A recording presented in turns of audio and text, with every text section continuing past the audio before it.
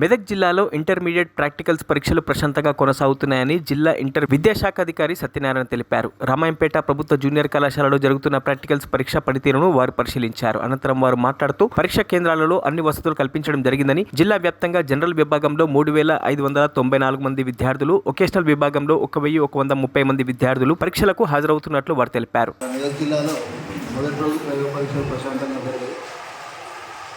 రెండో రోజు కూడా ప్రశాంతంగా జరుగుతున్నాయి. మన మెదక్ జిల్లాలో 33 జనరల్ సెంటర్స్ ఉన్నాయి మరియు 2 విడిగా వొకేషనల్ సెంటర్స్ ఉన్నాయి.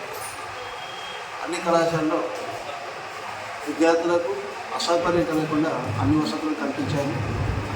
ప్రశాంతంగా జరగడానికి కృషి చేస్తున్నాము. సో ప్రతి ప్రైవేట్ కళాశాల సెంటర్లలో డీఓలను కూడా నియమించాము.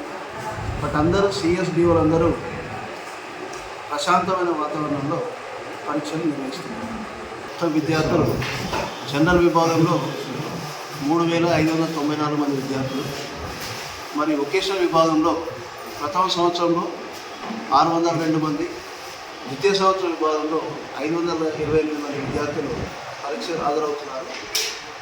విద్యార్థులకు ఎలాంటి అసౌకర్యం కలగకుండా పరీక్షలు నిర్వహిస్తున్నాము. ప్రతి ప్రాక్టికల్ సెంటర్లలో అన్ని వసతులు కల్పించడానికి కృషి చేస్తున్నాం. మరిన్ని అప్డేట్స్ కోసం మా ఛానల్ని సబ్స్క్రైబ్ చేయండి.